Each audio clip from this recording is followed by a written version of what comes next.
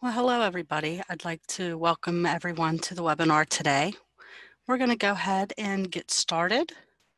Today we have Kevin Springman from the Department of Education, Bureau of Career and Technical Education, speaking on understanding secondary concentrators and the definition that is out of the Guide to Student Occupational Competency Testing.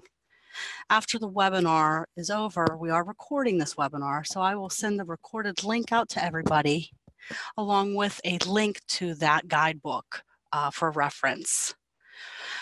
Everybody is muted currently and will remain muted throughout the webinar, but we are going to take questions if you have any at the end of the session. So if you want to type your questions in the Q&A section of the Zoom webinar, you're welcome to. You're also welcome to go ahead and use the chat feature as well, as we will be monitoring both sections on our end. So with that, I would like to welcome Kevin. Kevin, Yes. are you there? Yes, I am. Wonderful. I want to make sure that I'm loud enough here for everybody to hear. Yeah, I want to apologize that normally this section of information is given at the test site coordinators meeting in the fall, but as everybody knows, we had the Perkins 5 state plan being developed, and so the changes in the definitions that impact testing had to be delayed a little bit before going public with everything to make sure that all the stakeholders were involved in the review of the definitions and that things were pretty much solidified by before we started to have everybody use the definitions for the testing program. So we've gone through the stakeholder meetings. The state plan has been drafted and sent to the governor, and it just has to be acted on by the state board next month. But as everyone here knows, we have to order tests for the students, and Perkins 4 had a concentrator definition, the 50% concentrator definition that everybody was familiar with, and Perkins 5, that concentrator definition has changed. So for the students being tested at the end of the year, you want to apply the Perkins 5 concentrator definition rather than the 50% of program completed definition. So I wanted to do this webinar so everybody has the latest information. We've had a couple of questions come up after the testing guide was distributed. So I thought I would try to go over the definition and some of the questions and see if there are new questions that have come up and mention a couple other issues having to do with testing and go from there. So the main change under Perkins 5, as I mentioned, is the secondary concentrator definition. And you can find the new definition on page 2 of your testing guide, occupational testing guide. We have it up there on the screen. I'm just going to read it so we reinforce a couple of different modalities. Secondary concentrator is a student who completes at least 2 state-defined CTE courses. Pennsylvania defines a CTE course as a minimum of 240 technical instructional hours as planned per year in a PDE-approved CTE program. Completing at least 480 technical instructional hours is required for PDE-approved one-year CTE programs. Note, completing means pass the course and earn credit. So there are a couple of different pieces to this definition. We've had a couple of questions come up. Basically, you want to think in terms of your program as it's improved in CATS. If some of you haven't been in the CATS system, you might want to talk to somebody at the school who works with CATS and look at the scope and sequence page in CATS. Each program has an approved scope and sequence, which is the approved plan for the program. IEP students, of course, have an individualized program. It can differ from the approved scope and sequence, but the scope and sequence is what we're looking at when we think of this definition as far as being planned in the approved CTE program. So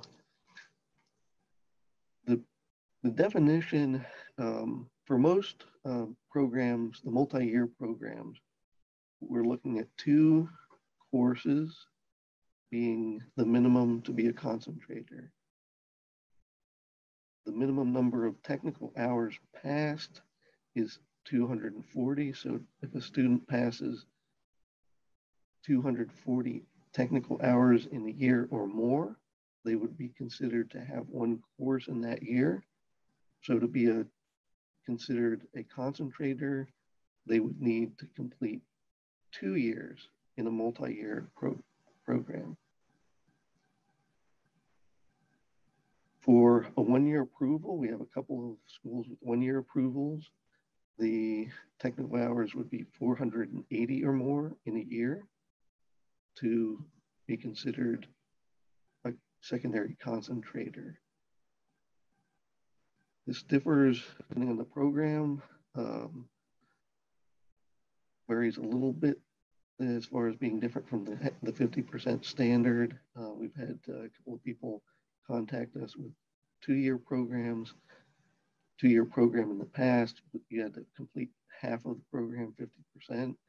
Now you need to have 2 years worth of courses completed, which would be both years of a 2-year approval with 240 hours or more. Those hours are not cumulative in the sense of people use the cumulative hours in the past to calculate the percentage of program completed. If you complete 360 hours in a year, you don't add the extra over the 240. You basically passed a course that's 240 hours or more for that year, and the student then must pass a second course of 240 hours or more if they have a multi-year approval in the CATS system. Kevin, this is Lori. Real quick, are you able to speak up a little bit? We have some people that aren't able to hear quite well. Surely, I'll try to speak louder. Thank you. Perfect. That sounds better. I'll go back over that briefly. The new completer standard, students that are in a multi-year program approval need to complete 2 courses, each with 140 or more hours in a year of the technical component. With 1-year approvals, the students need to successfully complete 480 hours or more to be considered a concentrator for testing.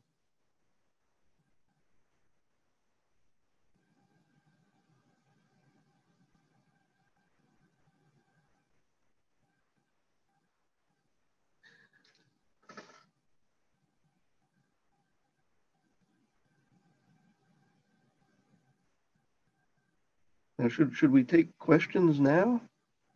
Well, people are thinking of them. You certainly can, Kevin, if you see them popping up. So the first question I see here is, what is a student passes the year because of the overall average, but fails a marking period? Which number do we focus on? Or do we need to look at each marking period separately? That's a great question. Under Perkins 4, the guidance was to look at the quarterly grades. And if a student didn't pass a quarter, you wouldn't count those hours. If they did pass a quarter, you would count them. We're looking at the overall passing for the program at the end of the year. So if they failed a quarter, but they passed for the year, you count the hours for the year. Okay, and I have another question here. Do you have to show 2 courses, or is 1 for 380 hours sufficient? Well, for a multi-year program approval, you need the two courses to be a concentrator. Technically in Perkins, 1 course is a participant. So once a student completes the equivalent of one course, they are counted for the enrollment in a Perkins program. But to be considered a concentrator and eligible or to have required testing, they need to have the concentrator standard, which would be the 2 courses for a multi-year program approval. Of course, 1-year approvals, you don't have the multi-year, so it's the 480 hours for the 1-year program delivery. And I have a question that came in the chat. When we are saying 2 courses, does that mean 2 years? If all of our programs are 3 years, they need 2 full years?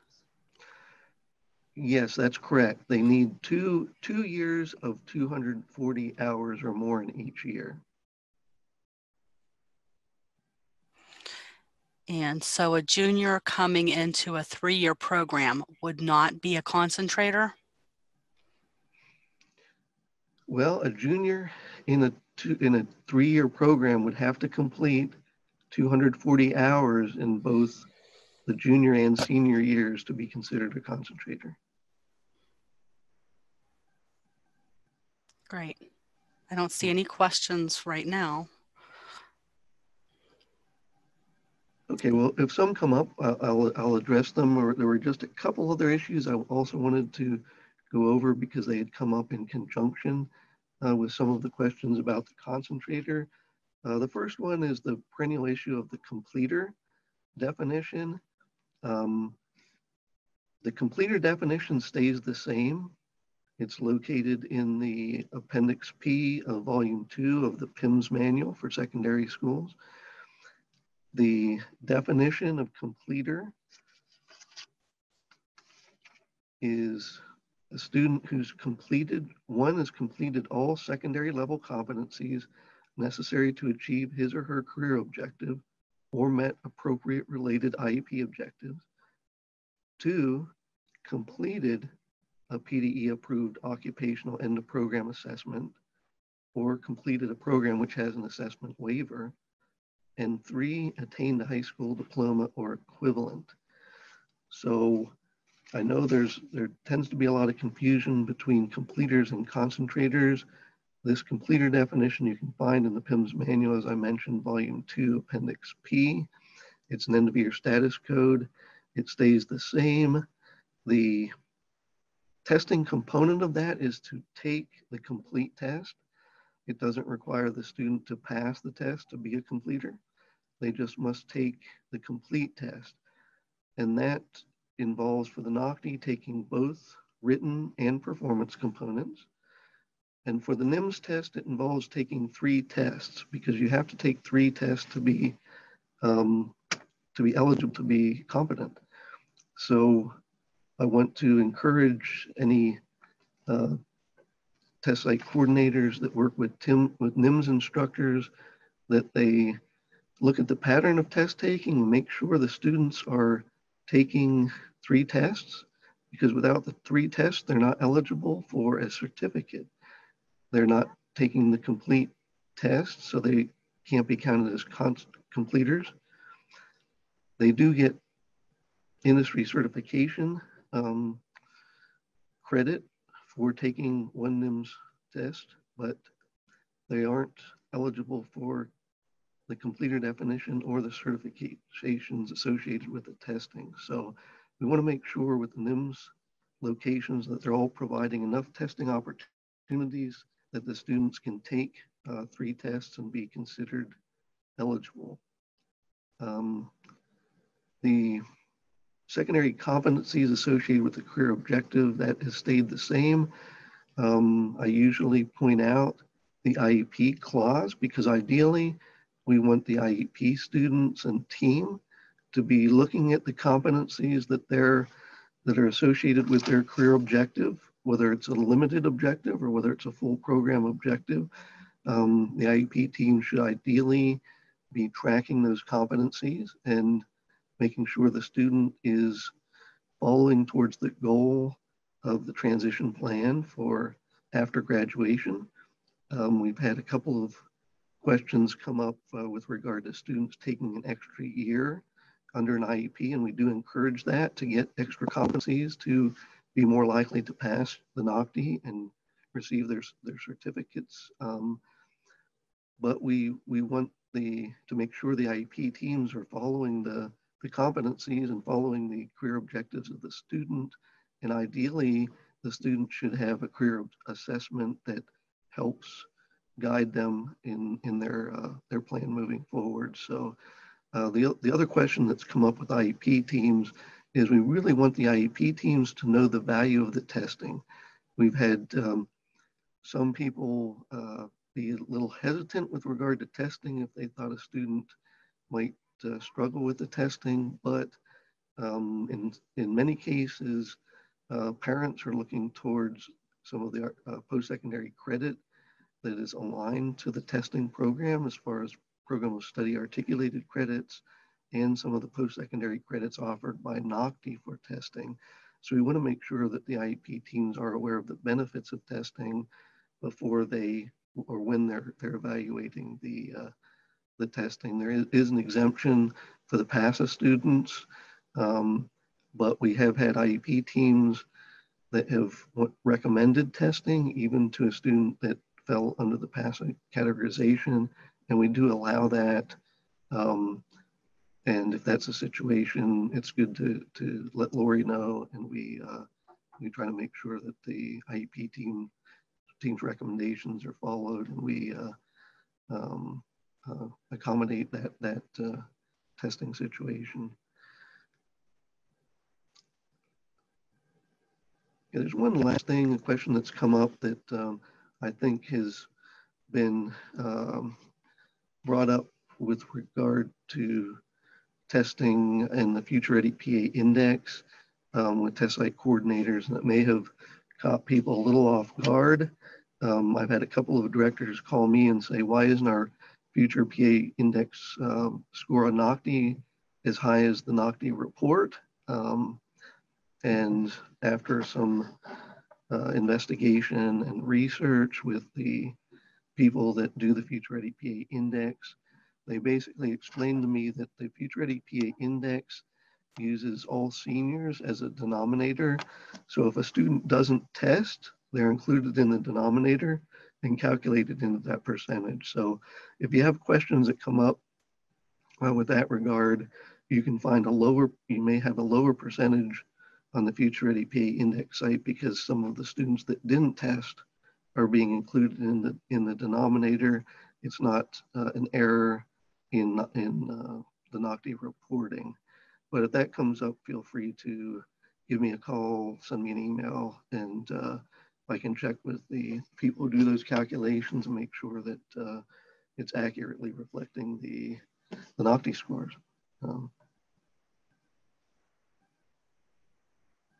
Are there other questions that have come up? We do have a few that have come through. Great. One here that says, I want to make sure I'm understanding this correctly.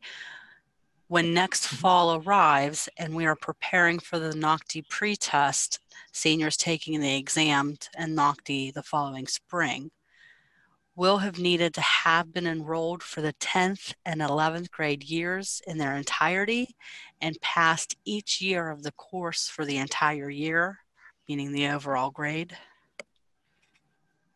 Well, I mean, think of the concentrator standard really isn't, I mean, we don't have, it's always an anticipated standard. So previously it was anticipated to be 50% at the end of the senior year and anticipated to graduate. Things can happen in between if a student doesn't graduate. That can happen sometimes, or a student didn't pass the 50% in the past. In that case, the PIMS system wouldn't pick those students up as a concentrator, even though they may have been tested. Similarly, the new concentrator definition is anticipated to be a concentrator by the end of the senior year. So if a student doesn't necessarily have to be a concentrator before the senior year. Um, we're really looking at testing the students who are concentrators at the end of the senior year and looking at how um, their performance was the previous year. Um, you know, even if they skipped a year, 2 years would count toward concentrator standard, including the senior year. If a if a if you test a senior because they're doing well, you're anticipating that they're going to successfully complete the senior year, they completed their junior year, and they, for some reason, don't pass the senior year, they wouldn't be considered a concentrator, even though you tested that student. So um, it's really anticipated to be a concentrator at the end of the year, and that's when we collect the data from PIMS to actually know what the status of the student is for that senior year. I hope that helps. Okay, another question. A course is defined as 1 year of a 3-year program?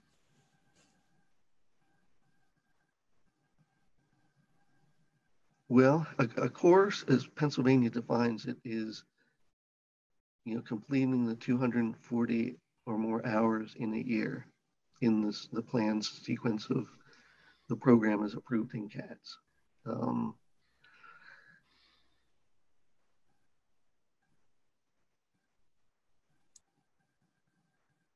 Does that answer the question? We'll see if he has another question on that. We'll move on to the next one. Am I understanding it correctly? The 1-year program must split the 480 into at least 2 courses. No, that's a little bit of a misinterpretation. For the 1-year programs, the 480 hours is the hour equivalent of the 2 course minimum. So once the student has 480 hours, they're considered a concentrator in that 1-year program. Okay, next question. So that means, yes, a junior is a concentrator. They would have the 240 hours each year at the end of the senior year, correct?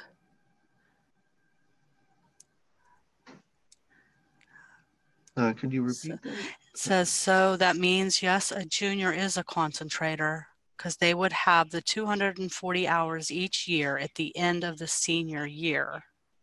Is that correct? Maybe talk a little bit about the juniors again. Yeah, I mean, if there's a 3 or 4 year, well, there's so many different scenarios with students, but if a student, passes 240 hours in their junior year and passes 240 hours in their senior year, they would be considered a concentrator. If a student is in a 3-year program and they pass with 240 or more hours in 10th grade, and then as a junior, they would be considered a concentrator at the end of the junior year.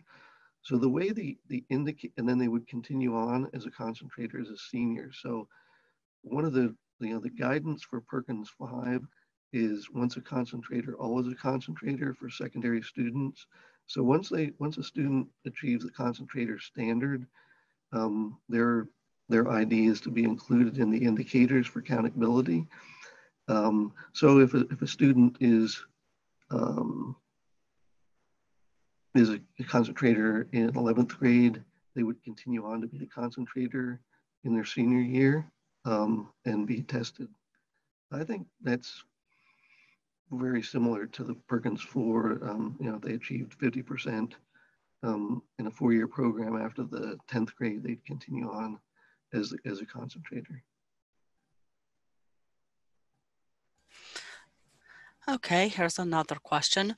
For a student who has technically earned his diploma but will be remaining in the school for a 13th year as per his IEP and return to a different program in a CTE, 1 year CTE, do they participate in the NOCD their 13th year, since that is the year they will receive their high school diploma, even if they have successfully completed their senior year program? That's a great question. That's come up in a couple of situations. Um, think think of the 13th year really as repeating 12th grade, because that's technically how it's viewed from a data point of view. There is a separate 13th year um, program that they used to have that caused some confusion.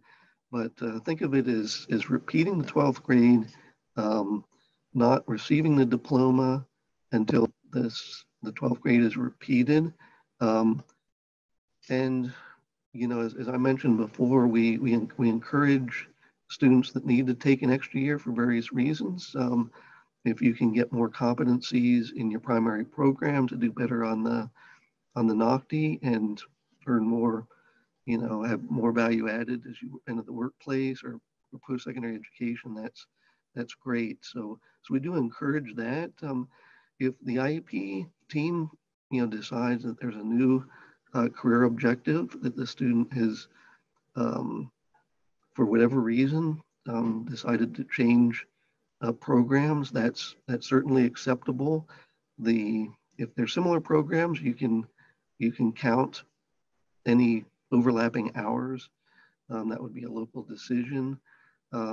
It's really up to the IEP team. The main thing that I like to stress is that decision be based on a career assessment, a good evaluation, so the student doesn't end up kind of with two partial programs but not a full program. We want to make sure the student is prepared in their career choice. So we can't make sure that the student doesn't change career objectives. That certainly can happen.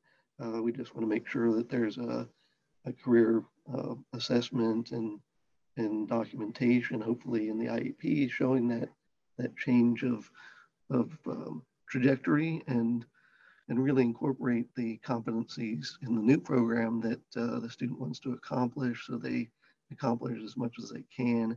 If they become a concentrator in the new program, certainly you would want the student to test at that point. Does that help?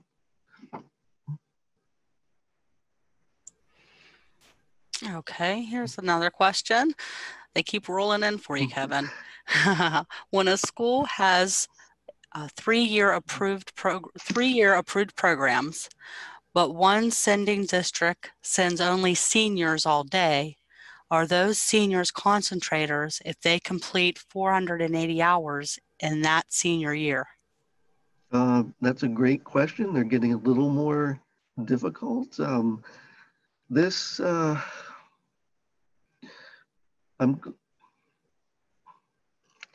when you have courses that aren't followed the way they are approved in CATS, theoretically you can have some program approval issues. That's not my particular area. That's Jean Kelleher. She's the program approval person. But if students are departing from that scope and sequence in significant ways, a school district can, in the worst case scenario, have to refund the money for those students when the auditors come in and check the scope and sequence against the student records. If that's happening, with a particular school district, it really should be, in my opinion, addressed at the level of the program approval team, because in that case, the students are, the 1 year and a 3-year program isn't necessarily the equivalent of a 1-year program. If there is an approval for a 1-year program, then that student, is probably getting, the full program. If it's a 3-year delivery and students are coming just for their senior year, the 480 hours does not apply in that case, so they wouldn't be concentrators. They need at least the 2 years, so they wouldn't be tested in that case, but they wouldn't be considered completers. They couldn't be considered completers nor concentrators, and so that ends up being a certain flag for program review and approval, because that shows up on the students would show up as a 12th grader that didn't complete in the accuracy certification statement and PIMS, which are reviewed by different teams here. So if you have that situation or issue, feel free to contact me. You might want to contact the director, look at the program approval implications for that type of scenario. Okay, I just want to let everybody know it is 2:30, so we're going past the time that we had allotted for this, which is fine. Well, so if you need to, log off, that's completely fine. We'll answer a couple more questions.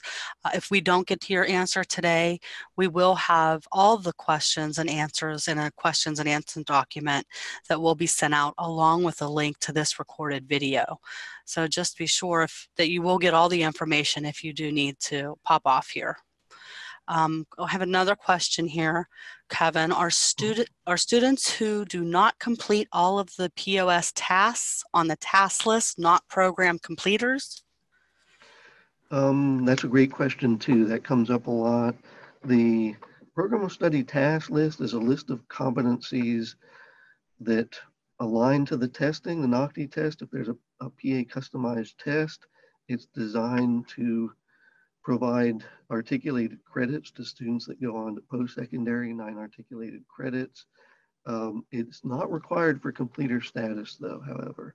So if a student has more limited objective and career objective, in some cases you could have a student with an IEP that wants to be a brake mechanic, but is in an automotive program. If you document those competencies as the goal of that student in the IEP, that student can be considered a completer when they complete those limited competencies and take the NOCTI and get their diploma. So those competencies are somewhat locally defined based on the career objective of the student, and it doesn't require completion of the program of study task list necessarily, though it is required for articulated credits. So keep in mind, we get parents who ask why their child isn't eligible for those credits. And in that case, they're looking at the task list and the NOCTI test. Okay, another one that came in is, it says, I asked Dr. Burkett about the 240 per year, and she indicated that as long as your 3-year meets the 1080, one of the years can be below the 240. So if year 1 is less than 240, but years 2 and 3 are over this amount and still exceeds the 1080, would they be concentrators after year 1 if it is below the 240? Well, as we've discussed it here, if a program, and we do have some program approvals where the first year is a lower number of hours and sometimes is below the 240, but in those cases we've discussed that first year wouldn't count as a course. So if you had a course that was 180 hours in the first year and then 360 in the second and third years, that first year wouldn't count as a course. That student wouldn't be considered a participant. In the second year, they would be considered a participant, and then in the third year, they would be considered a concentrator. That's how we've discussed it here at the Bureau.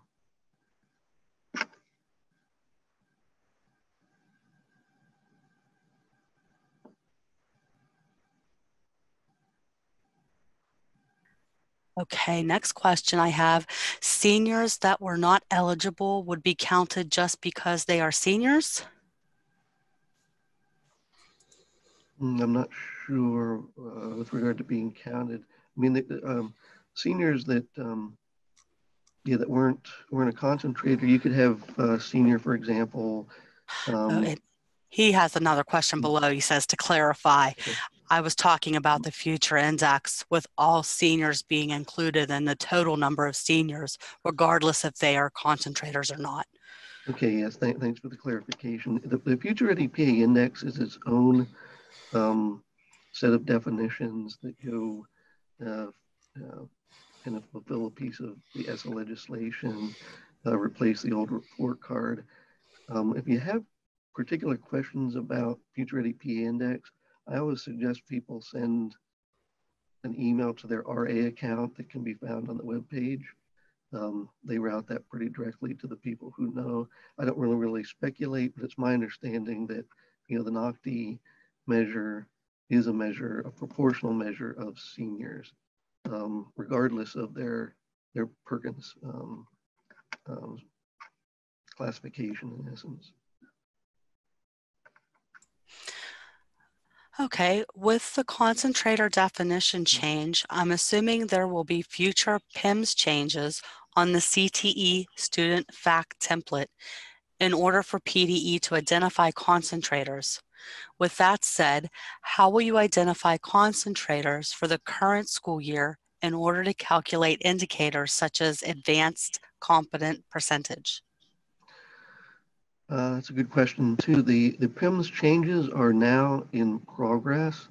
Um, we work with an organization called eScholar that does programming across the states for template changes in Perkins. So we're coordinating things with them to make the changes in PIMS. So at the end of the school year, the PIMS templates will reflect the definitional changes for Perkins 5. So when we update the manual and make those changes, this definition from that we're discussing with the secondary concentrator will be field in PIMS. And it will work just as I'm explaining it to you. It'll be something that the schools evaluate the status of the students and include them as a concentrator, or there's also a field for participant. We're hoping to get as much guidance on that out as soon as we can, given the constraints that we're still in the progress of updating the data system. Our data system, is also going through a change in reporting systems from a Cognos system to a Microsoft-based system. So we're having changes on a number of levels and transitions up in the what's called the Center for Data Quality, Office of Data Quality.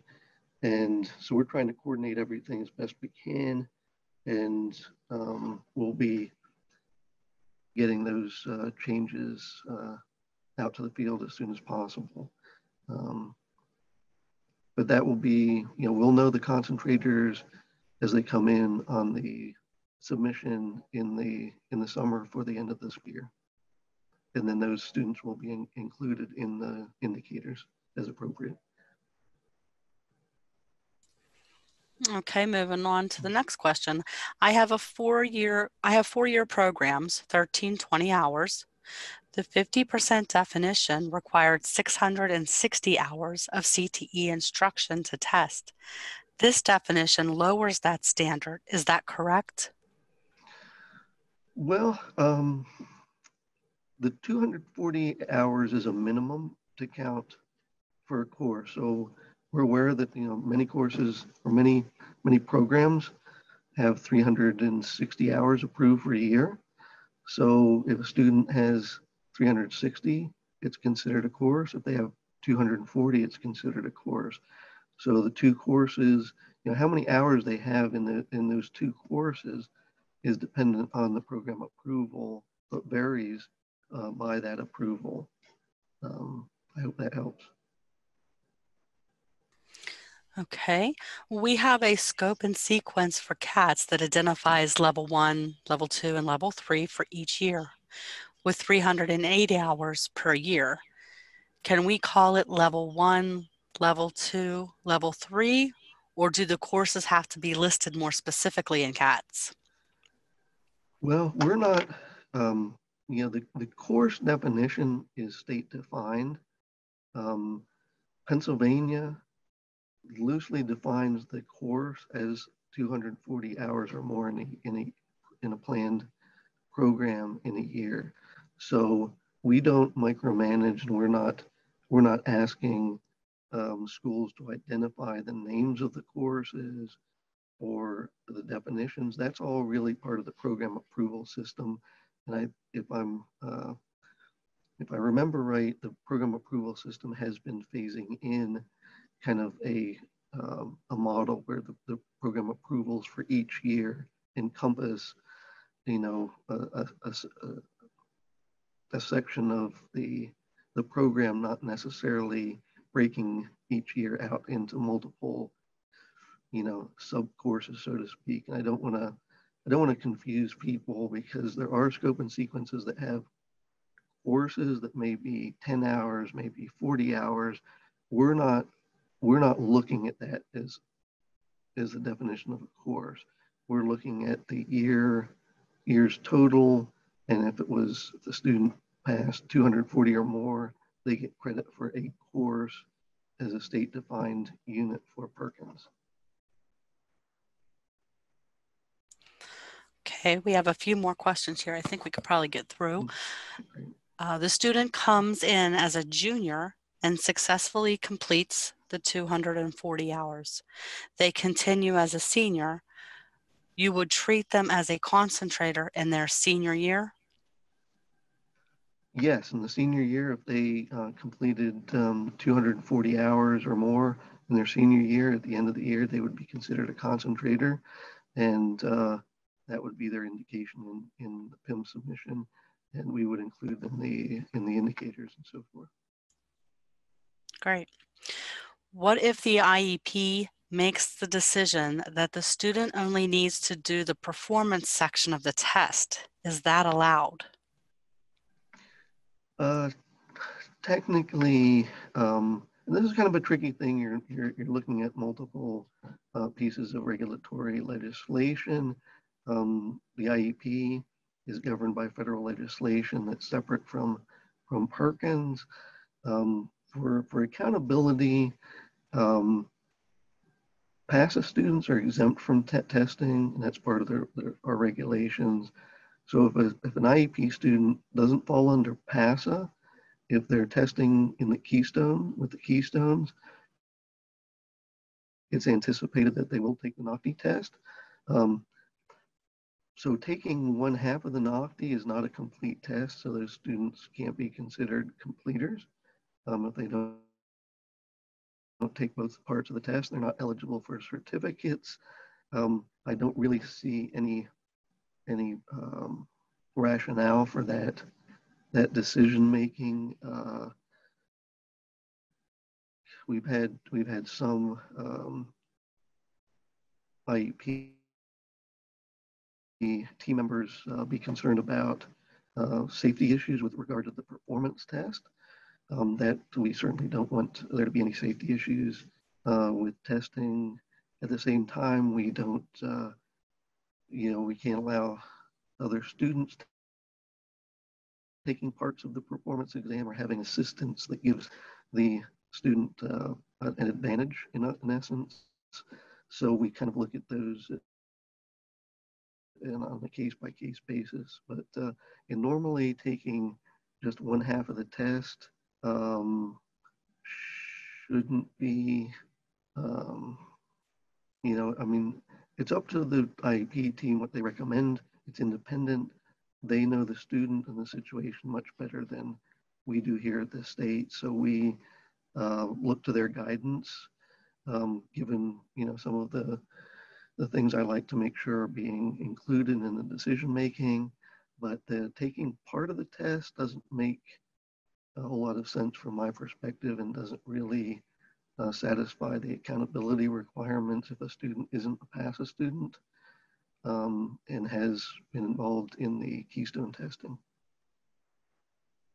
And keep in mind the accommodations used in the keystone testing also apply in the NOCTI testing. Okay, so this change in definition affect the students post-testing this year? Yes, in essence, we wanted to get the definition out there because it should be considered with regard to ordering the test. So if you anticipate a student to be a concentrator and to graduate with a new definition, you want to order a test for those students. And it will go into the accountability indicators based on the fields and PIMS at the end of the year collection.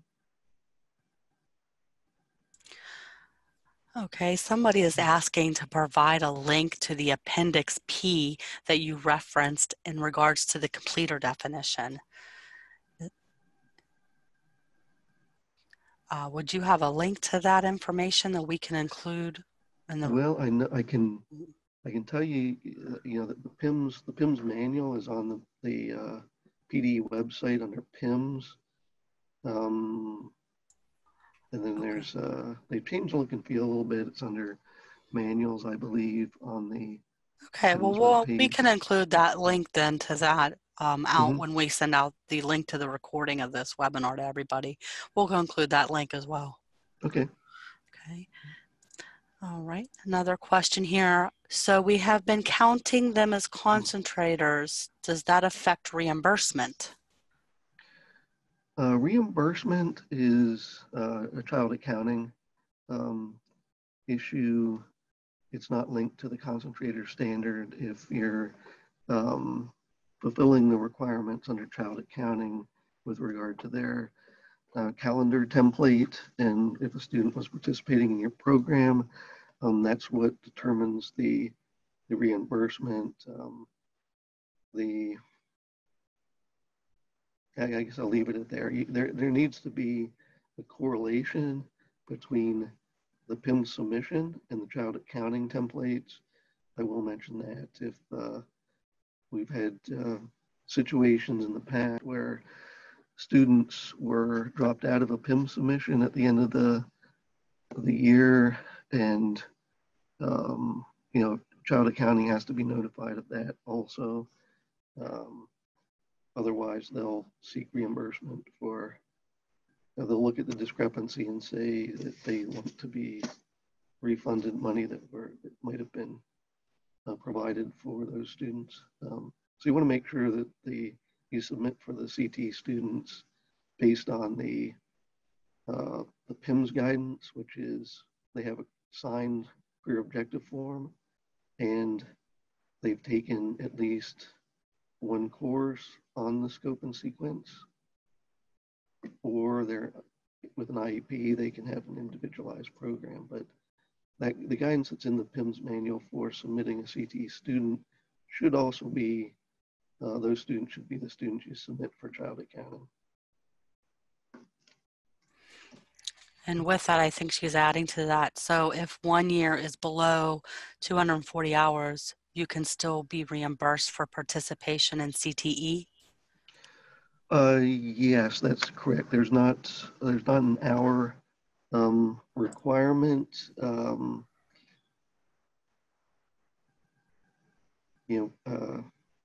Child accounting has a definition. We have the PIMS definition.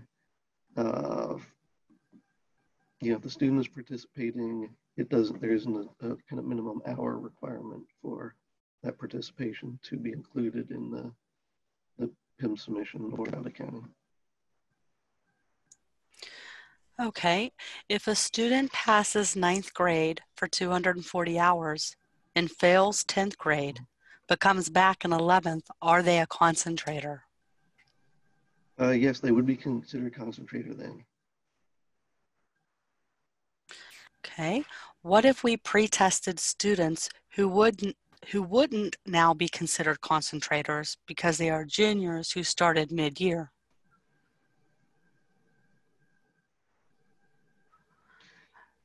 Juniors, the regulations with regard to Chapter 4 require programs to end in the 12th grade. That's why we have anticipated to graduate. Juniors really shouldn't be going through NOCTI testing. because the program shouldn't be ending in the junior year. That's also a program approval question. And I know that comes up occasionally, but that's, technically the students are to complete the program in the senior year according to the regulations. And she said, meaning they are seniors, but started their program mid-11th grade. Yes, if a student took partial year in the 11th grade, less than the 240 hours, so they wouldn't get credit for that year as a course for Perkins 5, and then completing the senior year with the 240 hours. In that case, they would not be a concentrator, so they wouldn't fall on that the new concentrator definition.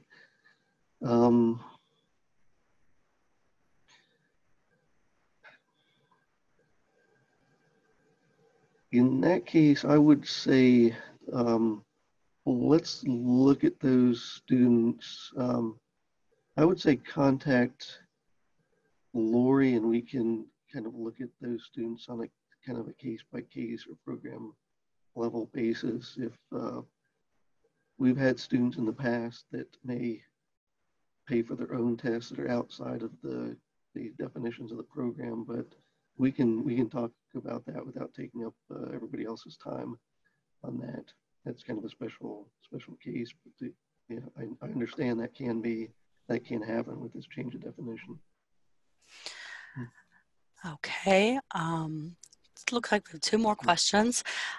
Here, I missed the question of whether 2-year students are considered concentrators in a 3-year program. Can you please answer this again? Yes, if a student is in a 3-year program and they pass 2 years worth of courses at 240 hours or more in each year, they would be considered concentrators. They might be, in a 3-year program, they might be considered a concentrator after the junior year if they completed 10th and 11th grades with 240 hours in each year, or if they only participated in 11th and 12th grade, they could be a concentrator after completing 240 hours in each of the 11th and 12th grades, or if they skipped the 11th grade and they completed the 10th grade and 12th grade with 240 hours in each, they would also be considered concentrators. What if a student is graduating early as a junior from the school district and participating in a 1080-hour program as a junior? Well, a junior that's anticipated to graduate is kind of a special case. It doesn't happen too often. In that case, a student, if they're in the concentrator status, they're anticipated to graduate, they could test. The same definition applies as far as the 2-course standard, though, for concentrators. So they'd still have to complete 2 courses, 2 years, with 240 hours or more in each year. Okay, and last question I see here. Mm-hmm. If a student comes into a program in 12th grade and gets 390 hours, are they a concentrator and take the test with this 1 year? Only if they're in a 1-year approved delivery. So if we have at least two CTCs, Sun and Lancaster County CTCs that have approved 1-year deliveries. In those cases, I believe the students, for the most part, have the academics already under their belts. So they're taking more technical hours. In those cases, the 480 hours makes them a concentrator once they complete that level of technical instruction. If, however, a student is in a multi-year approval and they take more hours in the senior year, that doesn't make them a concentrator. They still need 2 separate years to make 2 courses in a multi-year approved program.